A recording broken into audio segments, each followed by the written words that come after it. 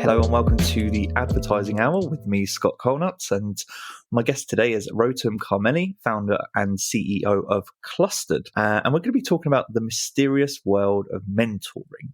So good morning to you, Rotem. Hi, good morning, Scott. Happy to be here.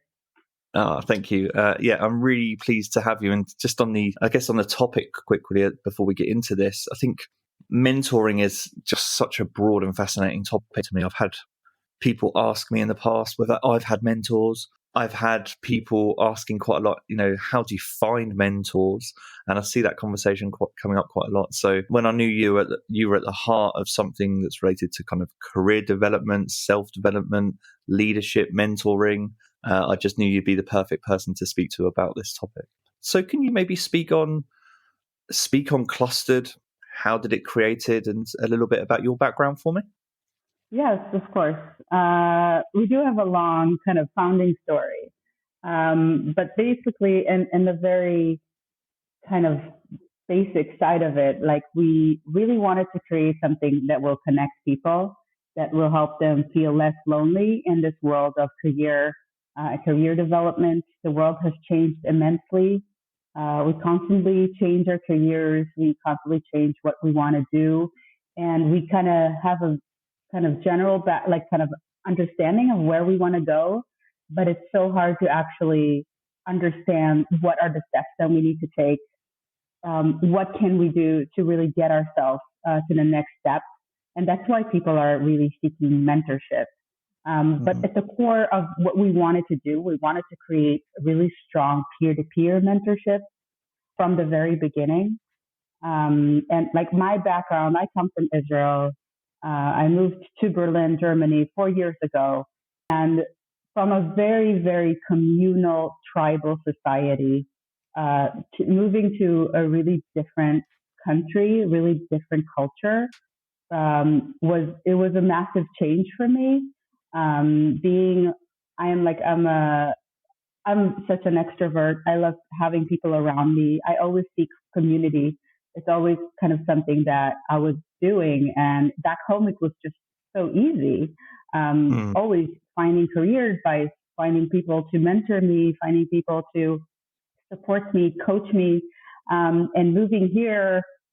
I moved with my partner who got a job here, and for me it was kind of a new kind of career direction, and I was kind of lost, and it really took me a while to find my footing and find my community, and I worked really hard on building a community for myself. And I asked myself, why does it have to be so hard? Why do I have to go to like 100 meetups a week?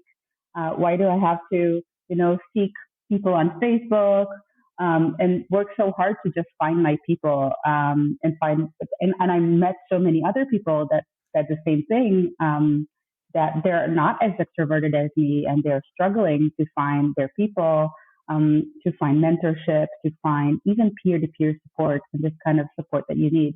And then that's really when I came up with Clustered, and I thought, like, how can we group people to support each other and root each other on their journey. And I just started doing events and building a community around this idea of clustering people around finding support. And it kind of grew into a full-on kind of app and platform that we're building now. But it really kind of started with the whole, and it's still in the very core of it. It's about community. It's about support. It's about finding other people that you can go through this journey with. And what you touched on several different areas that I think are interesting to discuss. But right at the beginning, as you were talking about the journey there, you noted that career development can be lonely. I think that was the phrase you used, and that is so interesting. I was thinking that there's no, you can read books and you can take courses, but when it comes to actually taking control of your career, it's a very lonely experience, and there's a lot of self-doubt, and there's a lot of different pivots in that journey, and it can feel quite an introspective process. And so it's useful to have someone to talk that through with, I guess, before anything. And in addition to that, having a mentor to, I guess, guide you. But yeah, maybe what do you think? We'll go into this a little bit more, but what do you think is the key aspect of mentorship that's so useful from a career development perspective? Well, I think there's this notion in this modern day that we're all like individuals and kind of glorifying the individuality of people, and Mm, that we have to make it on our own. right. That Yeah. we have to, we even have to bring up our own families and our own kids. And it's the same thing with career. It's like we need to do it alone, um, and we need to be going through this alone. And it's really, I feel it's really glorified, even with entrepreneurship. People hardly ever talk about the support system that they have. It's more about like Mm, their own, like, you know, genius brain and how they came with the idea and how, but it takes a village to build a startup and to build a company and to kind of get, even to build a career. If you see like really successful careers, they're usually people that have mm, the ability to build a network for themselves, the ability to get the support that they need, to get the foot in the door through someone. So it's really crucial for career development. I think that skills, expertise, of course, like academic degrees and everything is super, obviously it's super important when you build a career, but the support system you have around you, I would argue that it's even, it's a superpower. I think it's definitely a differentiator when it comes to building careers, and the people that have really successful careers, you can see that they have the emotional support they have, and just have like that kind of network around them, that guides them. That's why so many people are seeking for mentorship. It's just like it's kind of a superpower when you do have that in your life. yeah, it's funny. I'd never thought about it that way until you've just noted it. But it's the difference in culture. So I guess I've always been in the UK, but I can definitely speak in the UK. Yeah, there is a culture of the career development is a thing that's personal to you, and it's of course it's your own journey, but you're in control of it alone. And I guess I Mm-hmm. spoke about that when I was talking about it being introspective. But I guess what you take is elements from being in it, from I think it was Tel Aviv that you lived in before. So coming Mm-hmm. from a different background, you've got a different perspective on things, and yeah, that's such a fascinating way to look at. Perhaps career development isn't as introspective as I described it, and maybe you can look to it as more of a community-based thing. People pulling each other up and taking each other through that journey. I think that's a really interesting way. We might get into that a little bit more in a moment. Mm-hmm. I touched on just at the beginning as well about kind of pivots and changes in career. And just before this podcast, you were noted to me, there's been several changes in Clustered. So can you Mm-hmm. maybe just speak on, when you came into the journey, what Clustered was maybe a couple of years ago, and some of the pivots that you've been taking more recently? Yeah. So as I mentioned, like we really started pretty much as a network. I am a non-technical co-founder. So I was like, how can I make something right now without coding anything, just building something that I could validate my ideas. So really like the first thing I did was kind of build some events, uh, kind of test the idea. People reacted really well to it. We had like full house every time. Um, and I just kind of thought, how can I turn this into a startup? And then I met my co-founders, who are actually also Israeli, so we are all kind of very much on the same page. Um, and they're the technical side of it, and we kind of turned into a team, started building an actual product that was super exciting. And then while building our products, we were talking to people, right? We were constantly testing, constantly doing interviews. And really the thing that people were looking for was more than just leading other people. They were seeking for guidance. They were looking for accountability. They look for something that can really push them forward in their career. And that's when we kind of got into this world of e-learning, understanding what actually online learning is, career development, That was even before the pandemic and the COVID-19 that kind of pushed us forward even more. But when we really understood this world of e-learning and we started to see what the problems were and why are people uh, feeling still like that they don't really have like a good experience when they go and try to learn something new or try to work on their career development. And it's because when it comes to personal growth, there's no really cookie cutter approach that works for everyone. And this is kind of the thing that really revolutionized the e-learning marketplace is the kind of the MOOCs, like the online courses, the Udemy, the Coursera, this kind of thing that offer kind of online courses that's kind of a one size fits all, but people are actually they're taking them, but they're not finishing them. Only 3 to 5% actually graduate from these courses, and a lot of them think that like the value isn't that high. So we thought like, okay, even though this kind of it has revolutionized the e-learning industry, but it couldn't overcome the biggest problems that most learners, most people that want to create a transition face today, and that's loneliness and isolation and the lack of community.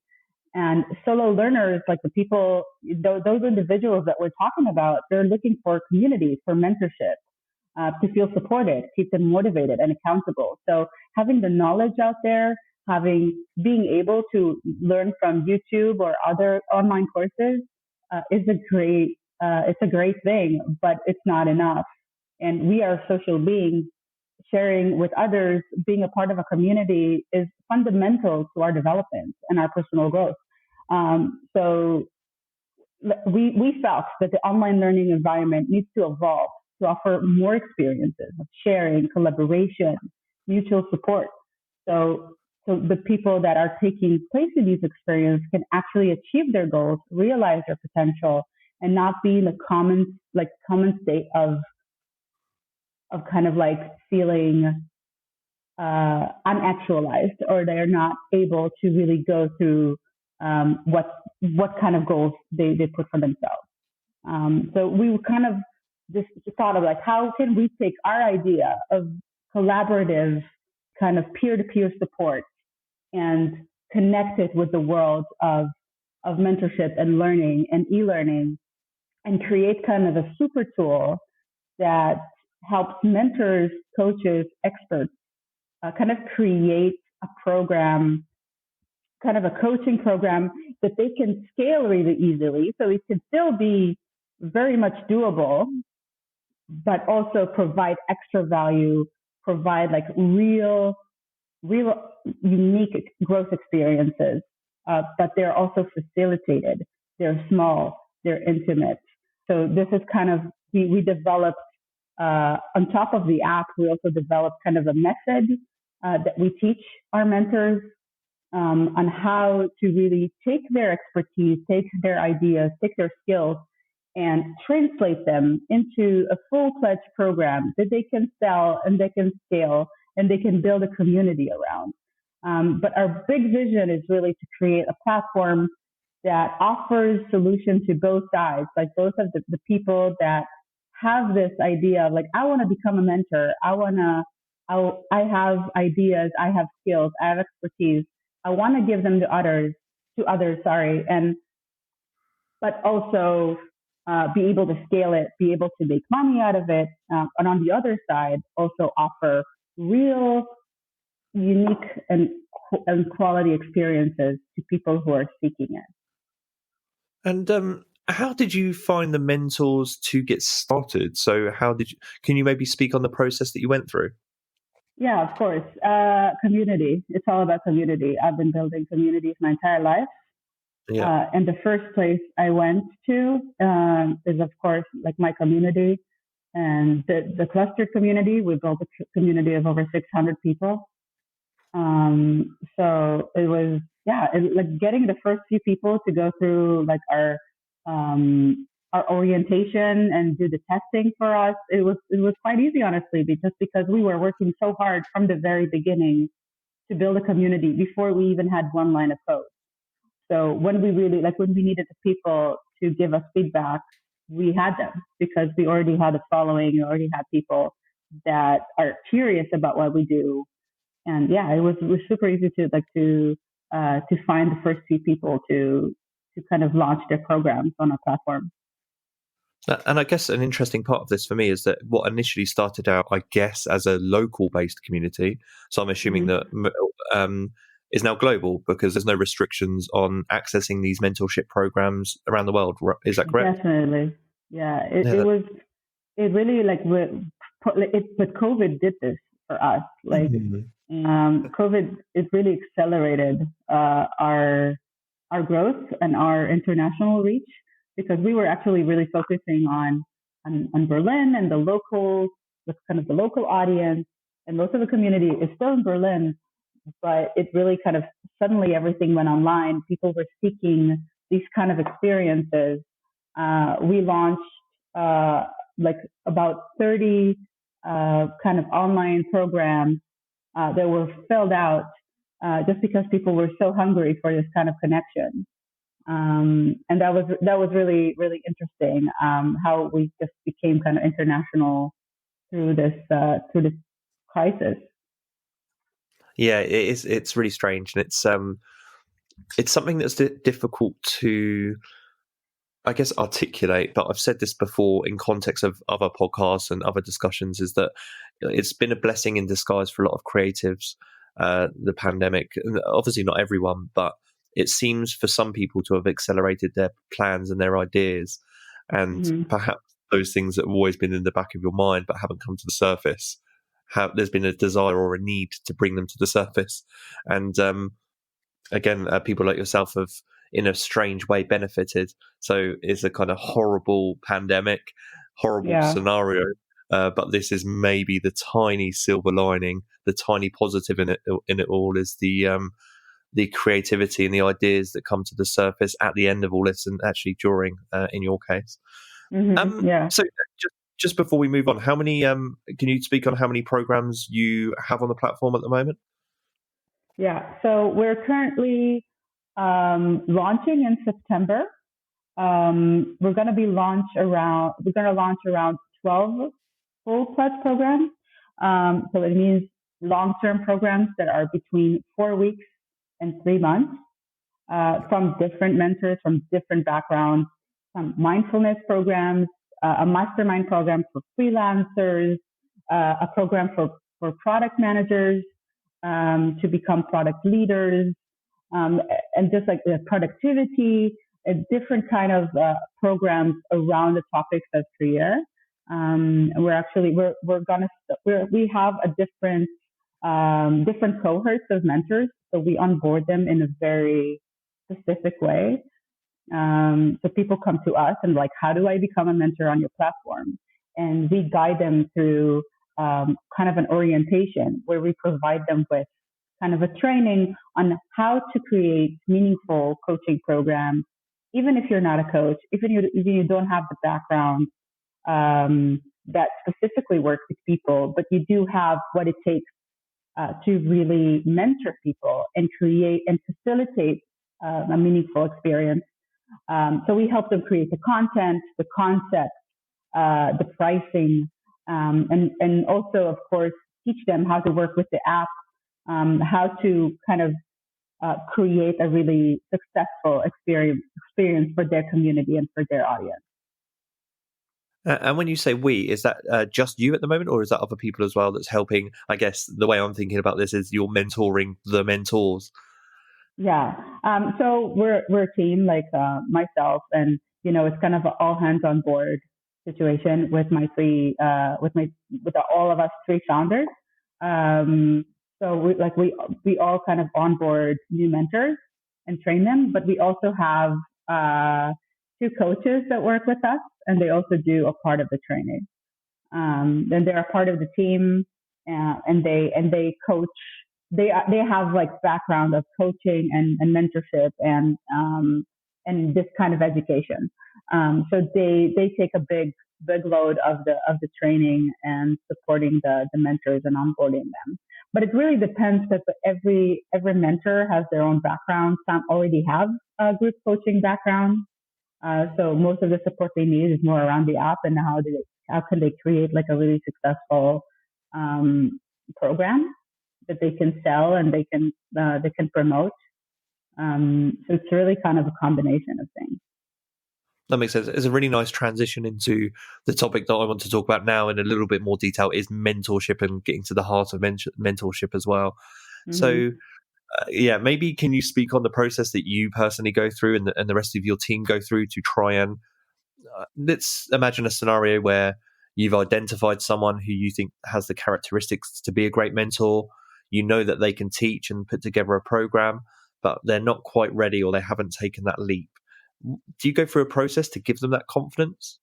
Oh yeah, yeah. I'm actually going through this process right now with someone, and it's amazing how many people don't see themselves like how others see them, Mm, especially like people in my community. And I think for me, it's something that is super important to highlight people that really have what it takes, but don't feel the confidence uh, to actually go through with it.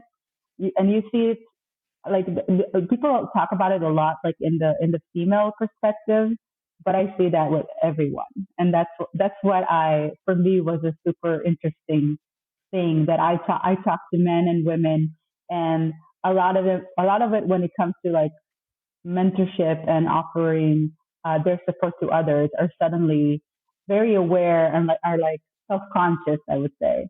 And like, am I good enough? Do I have what it takes? Will people have anything to learn from me? And during the process of what we do is, of course, like we coach those people to find those things in themselves that they can create a program around. Because everybody has something to offer, and this is in the core of the DNA of our company. It's been something that we've said from the very beginning, even when we were just doing events, like everybody has something to offer. And I think that's also in the core of the idea of mentorship and how society has built it around a very rigid idea of someone is in a specific kind of role or kind of place in society where they're allowed to mentor others. And I don't really think that that's how we should look at mentorship. I think everybody has something to offer. Everybody has their skill, their unique perspective on life that helps them get through their career, their life, and different things, different challenges they went through. And we all have learnings that we learn from this kind of thing. And you don't have to be head of or a C-level person to be able to mentor other people. You'll always have people that are further behind you on the track, on the trajectory of their career.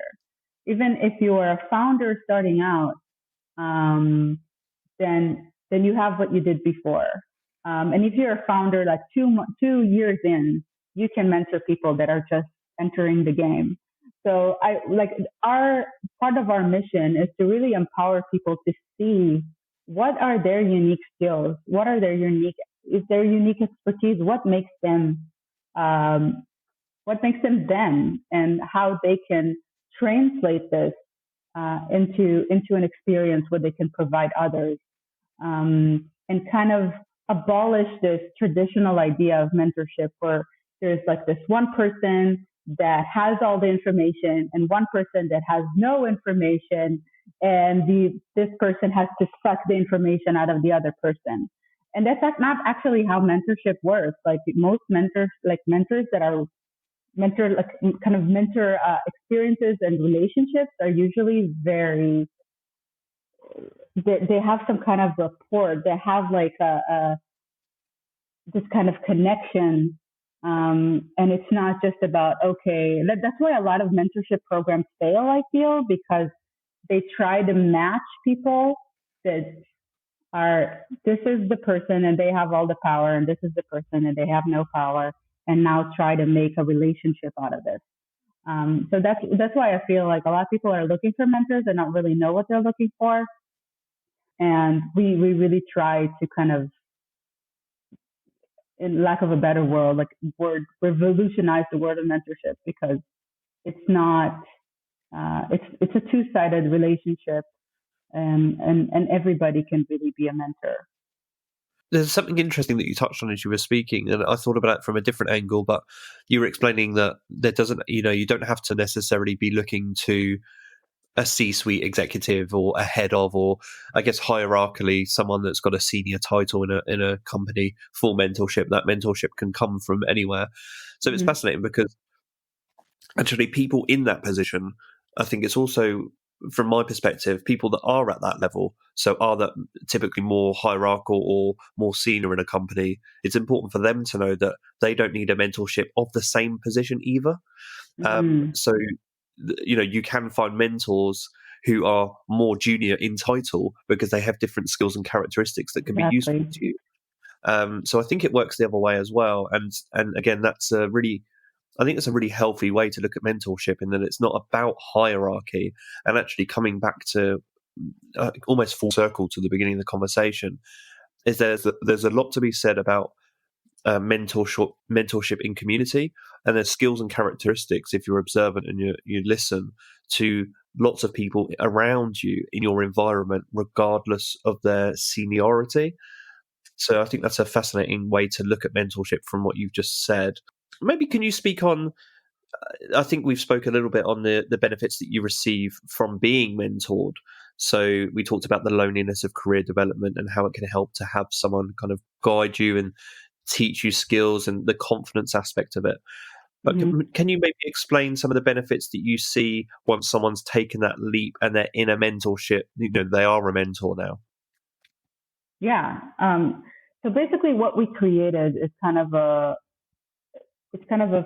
full solution, and we provide experts with tools, right, or to build relationships with our audience, create an audience, to get increased support in growing their businesses if they want to create kind of a business around what they do and around their skill, and also differentiate themselves from the competition, to stand out. It's not another online course. It's a premium experience. It's something that they can really also learn from their own community and understand exactly what their community is looking for. So we really make it easy for experts to create a high quality, right, but still very scalable tribe experience. So it's kind of combining the facilitator attention with peer-to-peer learning, to be able to really offer real growth to their audience, and also promote themselves as people that do things differently and offer something different. But if you look at it from the coach perspective, that we also work with quite a lot of coaches that have been working one-on-one for a long time.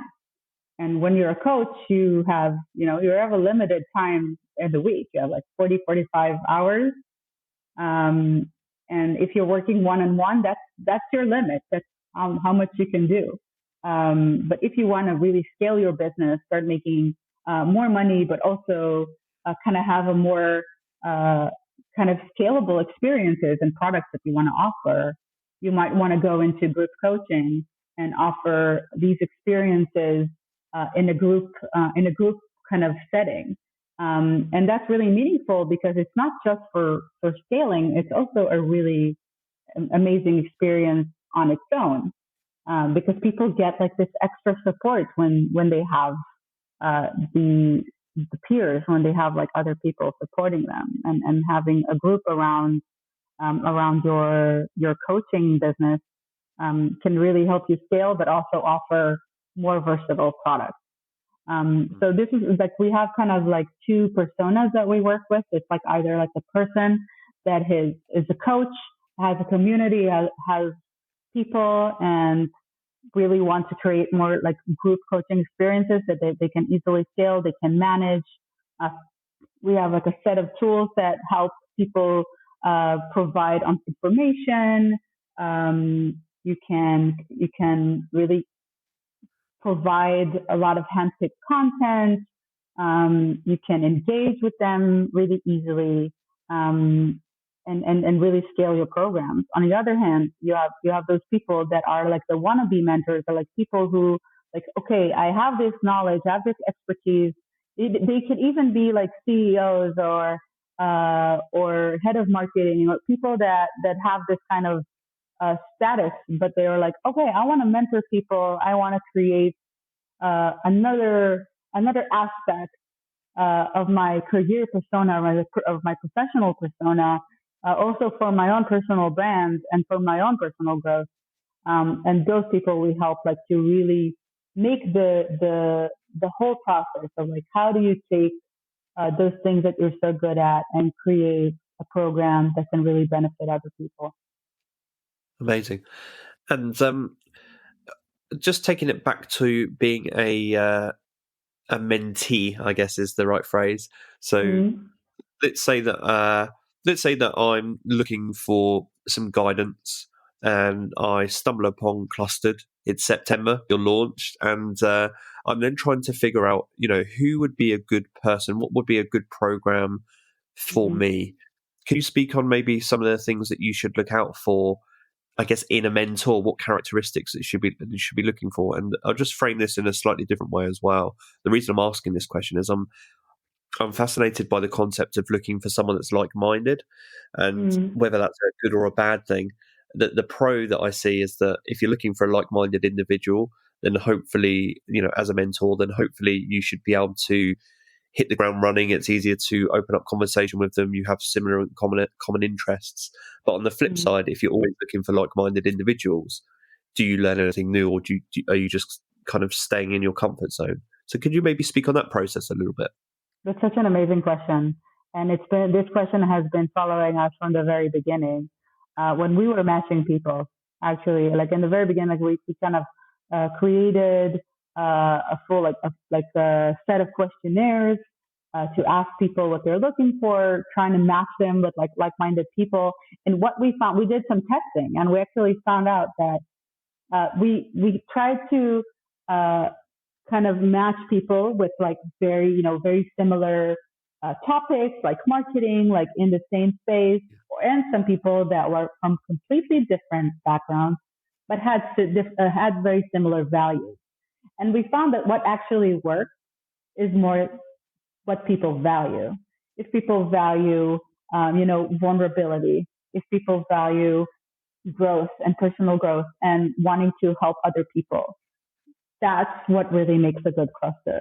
And not necessarily if everybody is working on this exact same topic or if people are, in the same space necessarily. It's, I think it's something that will always kind of uh, be on our mind. Like, how can we understand connection? But it's honestly more an art than a science. And it's really hard to know what will make people really connect.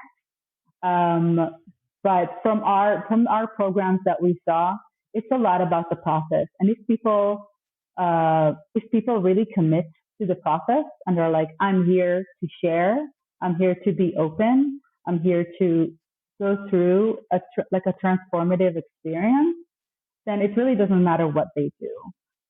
They will find like the places where they can connect with others. And all of our programs have this thing in mind where like how you can even take people that are kind of different, but bring them to a state of mind where they are open, they're vulnerable, they are open to share truthfully, and create a real discussion. And not just, like another networking event where you're like, yeah, this is what I do and this is what I do, and exchange like this is not where connection happens. Connection happens in the challenges. Connection happens when you really talk about the real things. And how we kind of approach this is create programs around challenges. So people that sign up to our programs already have a challenge in mind that they want to work through. So they come with a state of mind that is like, I'm here for change. I'm here to kind of actually go through a process, and that's really what brings people together and make it work. Yeah, I mean, that's great advice, by the way. At the very beginning, when you were talking there, you were saying about the testing process, and that actually you found that values are the key aspect of a good mentee and mentor relationship. I was just sitting thinking to myself that I hadn't realised it myself, but and I want to talk about this topic a little bit more in a minute. But I guess the courses, the books, the inspiration that I find in life comes from not necessarily people that share the same skills or even in the same industry, but thinking about it that have values that I admire or appreciate. So for me, that's kind of I'm a big fan of vulnerability and showing vulnerability. That kind of resonates with me. It makes it easier. I'm a big fan of humor. So that makes it easier for me to kind of engage in and digest. And I just think that's a great piece of advice. If you're maybe looking for a mentor, look for the values in that person, and don't necessarily, I would say, maybe not necessarily look at the direct relationship of skills. I think also generally like-minded is a very dangerous term, I would say, definitely in today's world where diversity is super important. And we actually try to avoid it because it is about diversity. It is about finding people that challenge you and don't just tell you what you want to hear, right? That's also what you were looking for in a mentor. Yeah. And just speaking a little bit more on the perspective from being a mentee. So you did touch on this just a moment ago, but I think there are certain things that you have to commit to yourself before engaging in a program or engaging in a mentor relationship. Can you maybe speak on how to be kind of well prepared to be? I want to use the phrase "good mentee," but that sounds a little bit more. That sounds a bit too strict. I guess an open-minded mentee. Yeah, I think it's very scary. It's also something that we constantly. It's a challenge for us as a company to also hack this kind of. We're selling a very emotional, very personal product. It's not just like a taxi or something that is kind of emotionless. Like the process that people go through on our platform is something that they need to commit to. And that's hard in a world where people find it very difficult to commit, and find it very difficult to, people are kind of looking for instant gratification, instant change, and we're selling the opposite. We're selling the process. We're telling you, you have to commit fully to this thing for a real change, for a real transformation. And people are seeking for it. And I think like to really be able to go through a process, you have to be open. You have to be ready for to commit and to engage. I think the group makes it a lot easier, for sure, because I think that's why a lot of people have, these. They have a decision like, I want to start doing something. I want to start working on this, even with weight loss and things like that. But then they lack the accountability. And the group offers you accountability. They will ask you if you don't show up to a workshop or a session. They'll be like, "Where are you?" So that's a big part. So that's how we kind of, when we talk to people, and almost every coach on our programs and every mentor has like a kind of an orientation call with new people that they onboard, exactly for that, to make sure that they are ready and that they are in the right place to go through this experience, and that they're open and that they're willing to kind of to really be accountable and commit to the process. Yeah, the two key words, actually, you just said them right at the end that were coming to mind, are commitment. So knowing that it's a long-term investment. Actually, that's a really important point. It's an investment in yourself if you're committing to a program. Yeah, and yeah, accountability and commitment stand out to me. So just in the same area of self-development and career development, but moving a little bit away from mentorship, I just want to speak about, I guess, that I consider something as ageism, or at least a pressure of ageism within career development. And this actually comes back almost to something you were saying at the beginning, where you think there's this, whether it's from media or social media, this view that career development is very linear. So if someone passes down the knowledge and then it's with you and you've got the chance to grow or not, it's pretty hierarchical as well. I also feel the same about ageism, and I say that because I think a lot of us feel pressure to have done things by a certain age, particularly in your 20s and 30s. I'm in my 30s now, and I felt that way maybe all the way through my 20s. I think from me from a very young age.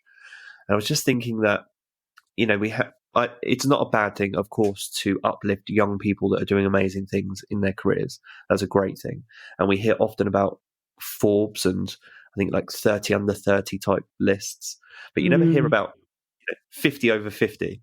Totally. You never hear that. And so I wanted to know from your perspective, do you see the same thing? Is there an ageism in this area of self-development or career development? 100%. I see it a lot, and I think it actually goes both ways. I think also with the too young, right? There's also like for like the millennials and the Gen Xers, the boomers, like look at the Gen Zers, for example, and they're like, they can't teach us anything. They know nothing. I see a lot of creativity in those people, and I completely see like a new generation of mentors and people that can teach us a lot about creativity and about thinking fast and about a lot of things. So I think definitely ageism works. Like as a woman in my 30s, I completely also feel this pressure, even as a founder, be like, oh, I need to achieve specific milestones before I get to a specific age because then I'll be uninvestable. Or even a woman in my 30s that doesn't have kids yet are always like, oh, am I considered dangerous to potential investors, etc. And my co-founder have kids, so it's definitely a thing. But for career development, of course, I think people feel like they have this kind of expiration date or something. Then they become uh, then they like become irrelevant. And I really don't think that. Like I have mentors or people that I work with in all ages, and they all have a different perspective, and it's so interesting to also see them going through programs together and see how they can really find ways to collaborate, ways to work together. I do feel like coming in from the tech sector, it's a very ageist industry, and I wish I could see more people and diversity in general. It's not just ageism. It's also race. It's also background, and and of course gender. We need to work on diversity, and I think it's also in the core of what we're trying to do and bring more voices, and give people the opportunity to actually learn from each other. So yeah, I definitely agree with you on the ageism thing, and it's something that we need to work harder on. For me, in my personal experience, like my dad in his 50s completely shifted careers. So I had my own personal kind of role model. Um, and I also have a lot of other friends that are shifting careers in their 30s and 40s, and it's career is definitely not a linear trajectory. It's sometimes it's a circle, sometimes it's just like a kind of a weird thing that just goes all over the place, and it's fine. It's completely fine. Um, and yeah, and growth is the most important thing. Having a growth mindset, feeling that you want to grow and that you want to be open for opportunities. Because if you're closed and if you're like, no, this is the only road for me, um, it could be good. Like if you have a specific goal in mind, but if there's so many people that just feel lost, and I completely understand that because I've been there as well. But it's just kind of like you just didn't go on the right path for you, and it's fine. And it's the same thing about failure as well. Like people feel like, oh, if I start this career, if I found this company and I fail, then this is over. And it's not. It's just a jumping stone for another path, for a new path. Maybe you'll learn new things. You'll adapt. You will find new opportunities. So it really is about taking constant leaps towards where you want to go. And of course, mentorship helps. You kind of answered my next question before I'd even asked it. So one of my questions was going to be, no, that's an amazing thing. That's why I was kind of listening to you speak, because one of my questions was going to be, if you're in that position in your 20s and 30s and you're feeling that pressure, how do you get through that? And you've answered that perfectly. So that's the sound bite I might take for the clip for this podcast, because I thought it was amazing. So that's great advice. You actually.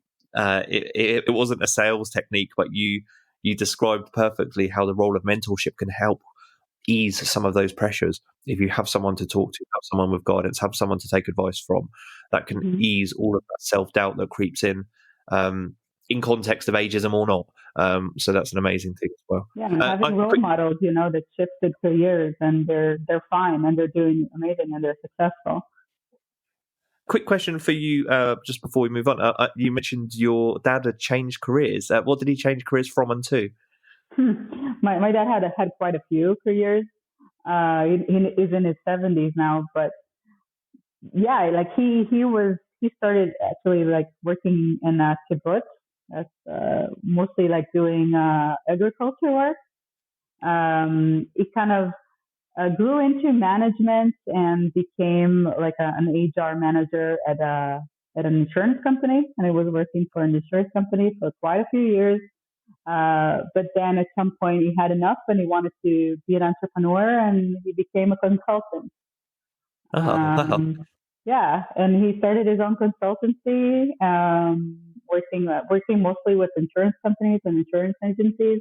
And he's been a major inspiration for me. And even today, he's like my biggest mentor. Because like he understands people as well. And that's where I guess I got my understanding of people and my ability to connect with people, from him. But also like the courage to constantly try different things, and to go for it. Oh, that's amazing. And that was going to be something I was going to ask you, is in terms of your own mentors.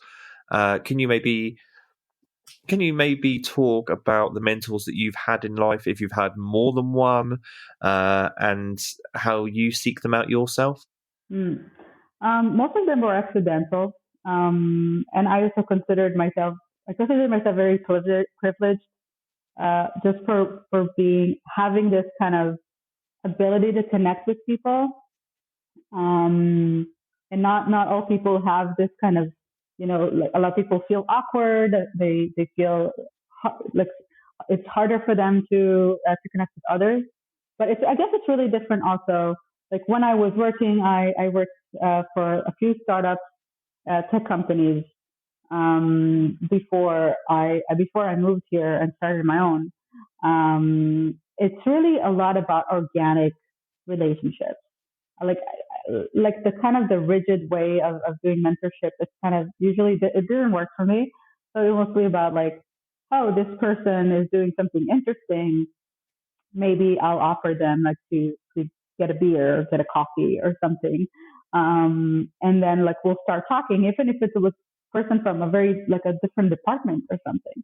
But I had like this idea on mind that I wanted to learn more about products, learn more about innovation. And I came from the community space. I've always worked in like community, customer care, etc. And I brought my own perspective of to the world. And I was always very confident about it. Like I have the things that I know. I have the things that I bring to the world and my own unique perspective, and I can offer it to other people. And they can offer their perspective. It's more of it was always more about sharing and exchanging than about just like, okay, I want to sip all of the information that you have. Yeah. So in some ways, I guess I didn't, throughout my career as a Like as a person working for a company, I didn't really have like those like mentors, but it was more about people that I constantly exchanged with and gave me different ideas about where I want to take my career. After founding a company, I definitely seeked it out because you look for help wherever you can. And it was kind of from around building my own community, trying to find more peer-to-peer support. And honestly, like uh, the biggest support that I have still are from other founders that I met and that we're going through this process together. And we collaborate, we do things together, we brainstorm, we mastermind. These are the most powerful tools that I found to really help me out. And of course, like if I'm looking for specific advice, I use LinkedIn. I use, I send emails if I'm looking for something very specific. But it's really, for me, it was a very organic um, kind of experience of seeking people out that are either going through the same thing as I am or went through the same thing that I am. Amazing. And transitioning just to kind of close out this podcast, it's been a really interesting discussion with you. So thank you so much for your time. But can you speak on how people can find you and Clustered and connect with you? And also maybe if you want to touch on just some of your goals for Clustered for the rest of the year. Yeah. So really at first say that our goal is to get as many mentors on board as possible, talk to more people, help them create their own program and launch it.